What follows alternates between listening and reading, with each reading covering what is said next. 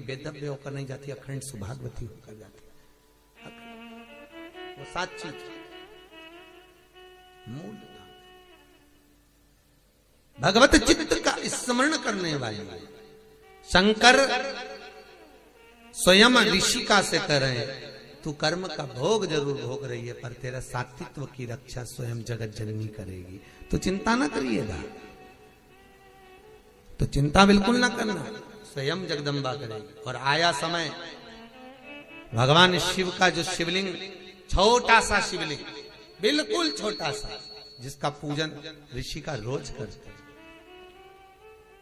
और बहुत ध्यान देना जीजियों, आपसे निवेदन है, आपके घर में जितने पुराने भगवान हैं, ठाकुर जी हैं, देवता हैं, ये सिद्ध हो चुके हैं।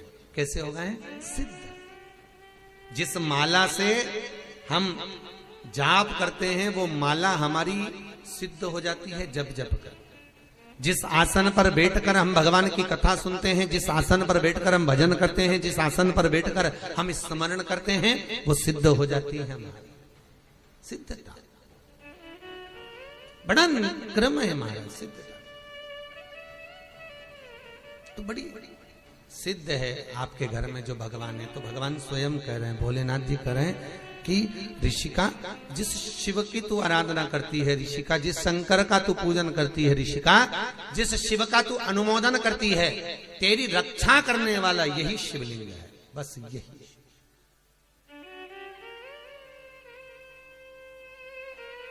वही शिव।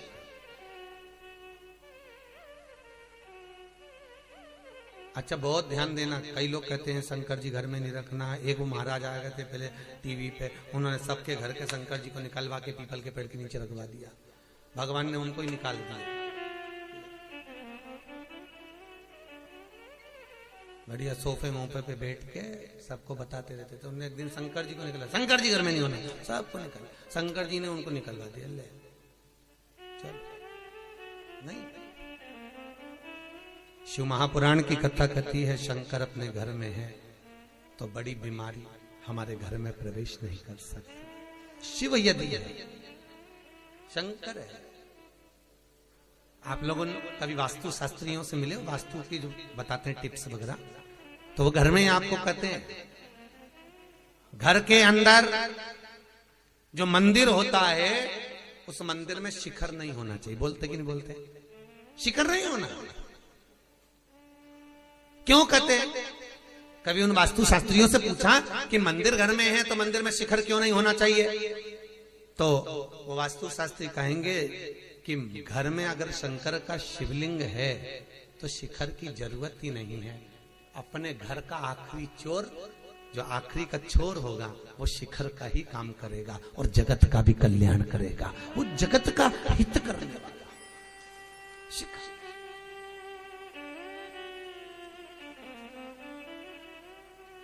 उनसे पूछोगे वो बताएंगे आपको कि मंदिर में अगर शंकर है, मंदिर में अगर शिव विराजमान है, मंदिर में अगर भोलेनाथ विराजे हुए हैं, तो फिर क्या सोचना? फिर नहीं सोचना, शंकर है, शिव है, बैठे हैं। अब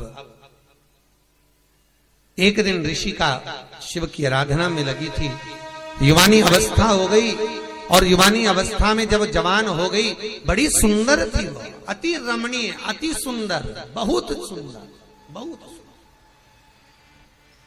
और इतनी सुंदर ऋषिका, इतनी सुंदर थी, शिव का भजन कर रही थी। वहीं पर एक मूढ़ नाम का राक्षस है। क्या नाम था उसका? मूढ़। और मूढ़ नाम का राक्षस आया और उस मूढ़ नाम के असुर ने आकर जब ऋषिका को देखा तो देखकर उसकी चित्त वृत्ति में, उसके मन में ऋषिका के प्रति प्रेम जागृत हो, काम उत्तेजना जाग, और वो ऋषिका को अपना बनाने के लिए प्रयास कर रहा, और ऋषिका को अपना बनाना चाहिए। बहुत ध्यान दीजिए, एक कथा आपने भागवत जी में सुनी होगी, पवन रेखा की। कौन? कंस की मां, राजा कंस की मां पवन रेखा रजस्वला धर्म के, कौन से धर्म के? रजस्वला धर्म, जो नारी 7 दिन काम नहीं करती, उस रजस्वला धर्म के चौथे दिन बाल धोकर वन में चली गई थी। पवन रेखा, भागवत जी में पंडित जी ने आपको सुनाया होगा, कंस का जन्म। पवन रेखा चौथे दिन बाल धोकर रजस्वला धर्म के चतुर्थ दिवस में केश धोकर बाहर निकल गई। स्त्रियां धोती हैं बाल तीसरे चौथे दिन, केश धो ले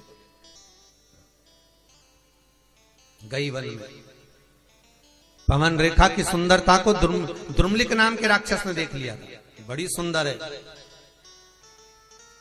और पवन रेखा के पति उग्रसेन जी का रूप रखकर वो द्रुमलिक राक्षस पवन रेखा के घर में चले गया, उन्हीं के साथ रहने लगा और उसी के द्वारा गर्भ ठेर गया पवन रेखा का।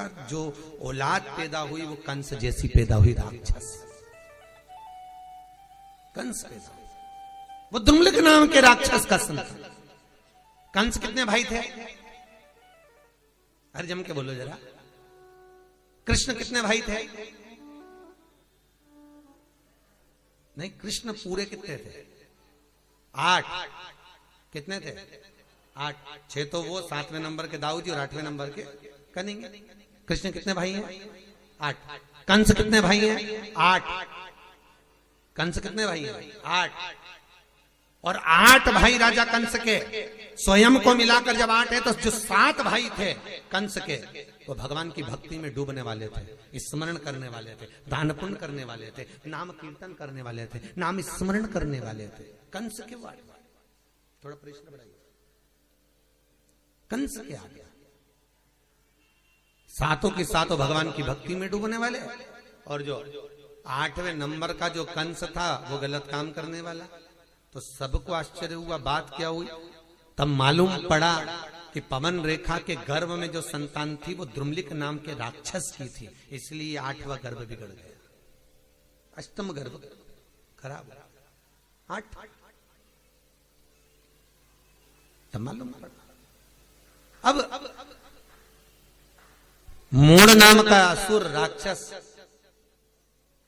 ऋषिका को अपना बनाना चाहता था, ऋषि का भजन में डूबी हुई थी। बहुत ध्यान देना साहब, राजा श्वेत भजन में डूबे, मृत्यु देवी को भी मरना पड़ा था, यमराज के भी प्राण छूट गए थे महाराज, यमराज के,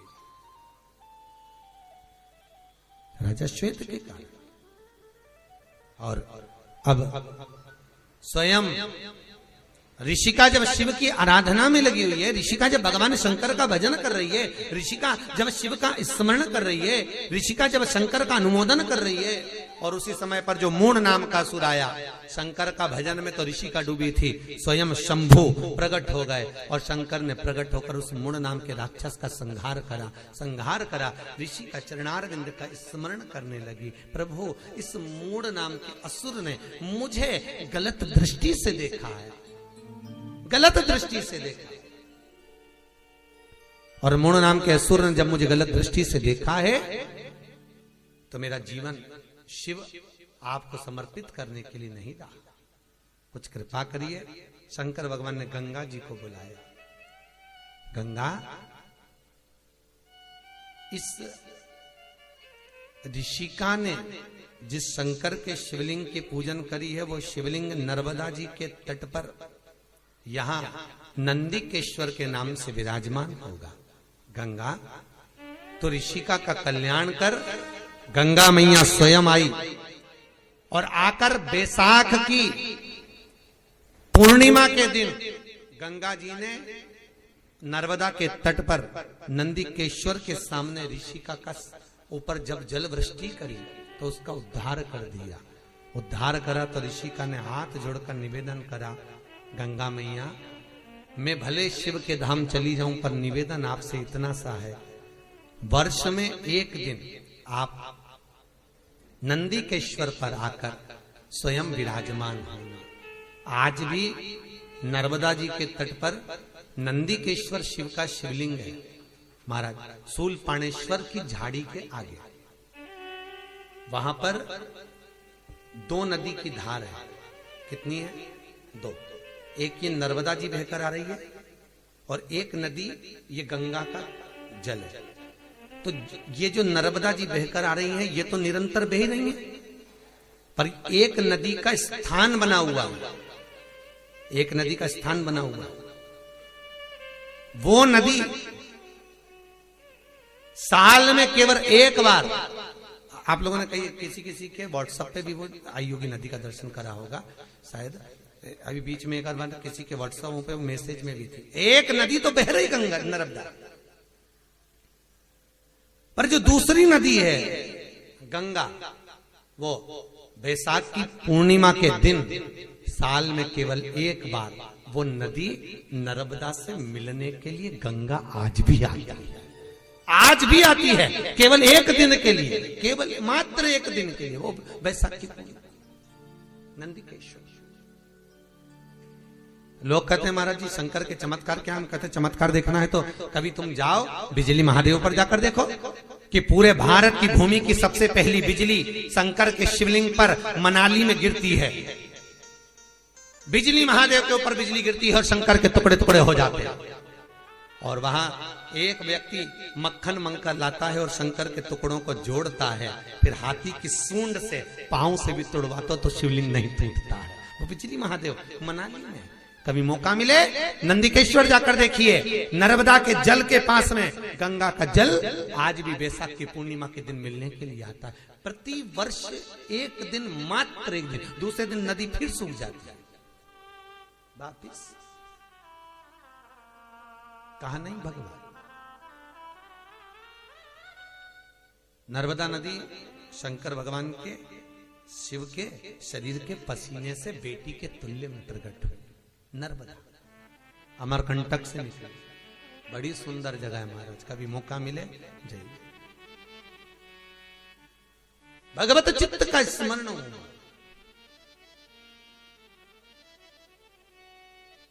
पूरी दुनिया में सारे शिवलिंग पर चढ़ाई हुई वस्तु को नहीं खाया जाता, पर नर्मदेश्वर नर्मदा के जल से निकला हुआ शिवलिंग पर चढ़ी हुई वस्तु खाई जा सकती है, वस्तु पाई जा सकती है, उसका स्मरण किया जा सकता है।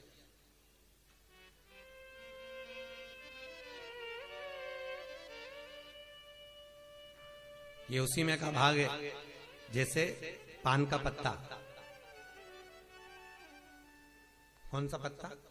पान। दर्शन करेंगे।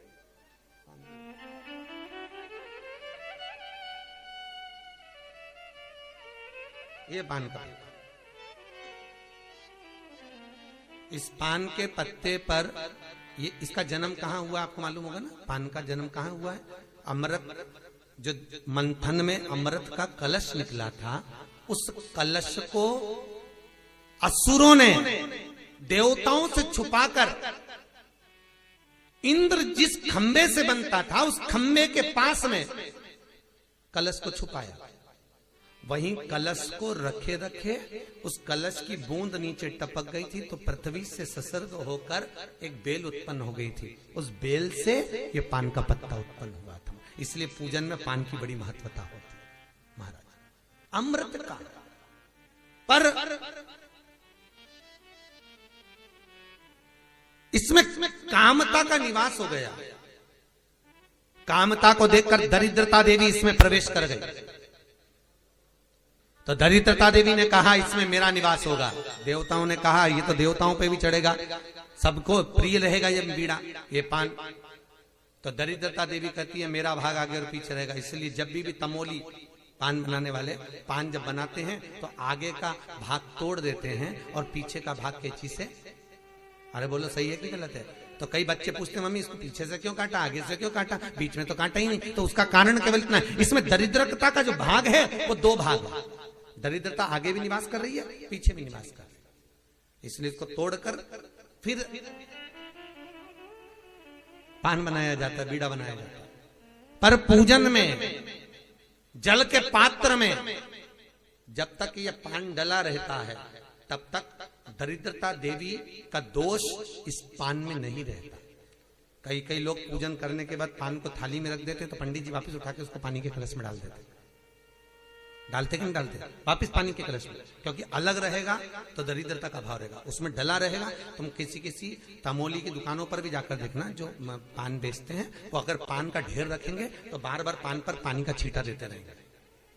देते कि नहीं देते? पानी का छींटा देते रहेंगे, उसको गीला रखेंगे। भले पानी से वो सड़ रहा है, पानी से गल रहा है, तो भी उस पर जल का छींटा देंगे, क्योंकि पानी में जब तक है तो उसमें दरिद्रता का भाव नहीं है। पानी से सूखा दरिद्रता का भाव प्रकट होता है। तो शंकर का जो मिलन है महाराज, शिव कह रहे हैं तू गंगा नर्मदा के इस नंदिकेश्वर तू आ और मिल। तो जो कहते हैं कि भगवान कहाँ है, हम कहते हैं एक बार जाकर जरूर देखो साहब, जरूर देखो। उसकी प्राप्ति का केंद्र बिंदु है वो जो अवश्य प्राप्त होता है। शंकर की कथा कहती है ऋषिका शिव के धाम में चली जाती है, देवताओं ने पुष्पों की वृष्टि करी है, गंधर्व गान करे हैं, अप्सरा नृत्य करी, चारों तरफ सुख समाहित हो जाता है, सुख समाहित। इधर भगवान शिव की कथा कहती है, शंकर भगवान अनुमोदन करते, आनंद के सुख की राशि है, सुंदर मंगल विवाह प्रसंग का स्मरण हुआ। शिव जी का विवाह पार्वती के साथ हुआ, कल अपने कथा में सुना। पार्वती और भगवान शंकर का जो विवाह हो रहा है, शिव और पार्वती का जो मंगल विवाह हो रहा है, अपन कल कथा में उसको श्रवण करें। और फिर ध्यान देना, शंकर विश्वास है, पार्वती श्रद्धा है, और शिव और पार्वती का विवाह नहीं है, ये विश्वास और श्रद्धा का मिलन है। आज के जमाने में ये दोनों चीजें किसी के घर में नहीं है। क्या क्या चीज बोले जम के? विश्वास और श्रद्धा, ये दोनों चीज लोगों के घर से चली गई। ना विश्वास रहा ना श्रद्धा रहा। भाई भाई पे विश्वास नहीं करता, देवरानी जेठानी पे विश्वास नहीं करे, जेठानी देवरानी पे नहीं करे, सास बहू पे नहीं करे, बहू सास पे नहीं करे। और जरा विचार करो कितना विश्वास था पहले के समय में, कितना विश्वास। और आज भी जितना विश्वास सास के मन में बहू के प्रति रहता है, उतना बहू के मन में सास के प्रति नहीं रहता।